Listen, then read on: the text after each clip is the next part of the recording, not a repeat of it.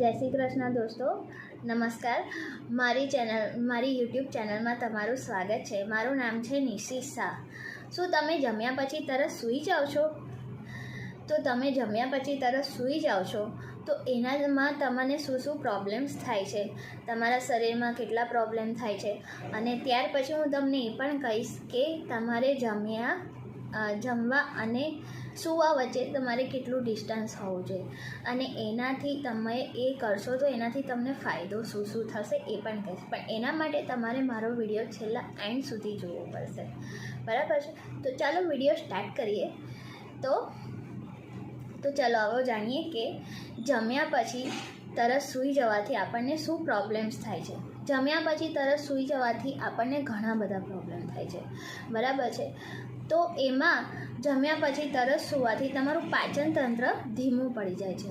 પાચનતંત્ર ધીમું પડવાથી તમને ગેસ, એસિડિટી, અપચો જેવા પ્રોબ્લેમ્સ થાય છે, બરાબર છે? જમ્યા પછી તરત સૂવાથી તમારું મેટાબોલિઝમ તમારું સ્લો પડી જાય છે.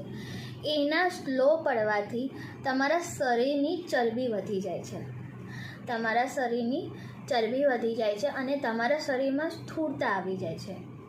જમ્યા પછી તરત સૂવાથી તમને એસિડ રિફ્લેક્ટ વધે છે, જેના કારણે તમારી છાતીમાં ભારેપણું થાય છે અને તમારા છાતીમાં બળતરા પણ થાય છે. જમ્યા પછી તરત સૂવાથી તમને બરાબર ઊંઘ પણ નથી આવતી. પ્રોપર તમને જે ઊંઘ મળવી જોઈએ એ ઊંઘ પણ નથી આવતી. આપણી ઊંઘમાં પણ આપણને ખલેલ પડે છે. ત્યાર પછી તમને જમ્યા પછી તરત સૂવાથી તમને ખાટા ઓડકાર આવે છે, બરાબર? તમને ખાટા ઓડકાર આવે છે, જેના કારણે તમને ઉલટી જેવું થાય છે, પેટ ફૂલી જવું, આવી બધી સમસ્યાઓ તમને થાય છે, બરાબર છે? અને જ્યારે તમારે જમ્યા પછી તરત સૂવાથી ખોરાક તમારો પચતો નથી, બરાબર છે? જેના કારણે તમને શરીરમાં થાક પણ લાગે છે, અને થાકની સાથે સાથે તમારા શરીરમાં થાક જ્યારે આપણો પૂરો ના થાય તો આપણા શરીરમાં નબળાઈ આવી જાય છે, બરાબર છે?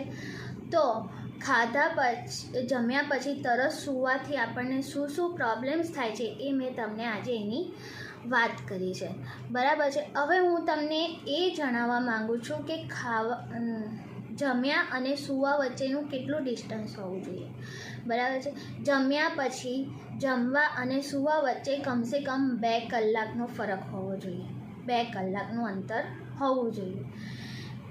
એનાથી તમારો ખોરાક પણ સારી રીતે પચી જશે, તમારું મેટાબોલિઝમ પણ તમારું વ્યવસ્થિત રીતે કામ કરશે, તમારું પાચનતંત્ર પણ વ્યવસ્થિત રીતે કામ કરશે, જેના કારણે તમારું પેટ નહીં બગડે તો તમારું આખું શરીર સ્વસ્થ રહેશે, અને તમારો ખોરાક પણ સારી રીતે પચશે. તમારા શરીરની વધતી જતી ચરબી પણ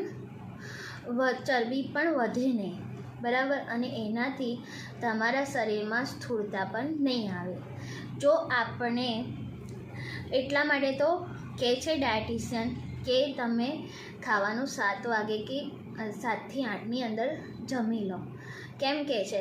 અને તમને 10 વાગે સૂવાનો ટાઈમ આપે છે, એટલા માટે કે તમારું ખાવાનું તમે જલ્દી ખાઓ તો તમારા ખાવાને સૂવા વચ્ચે આટલું અંતર હોય તો તમારું શરીર વ્યવસ્થિત રીતે કામ કરે. એ રૂટિન જો તમારું વ્યવસ્થિત રીતે ચાલશે તો જ તમે સવારે વહેલા ઉઠીને તમારું સારી રીતે બધું કામ કરી શકશો, બરાબર છે?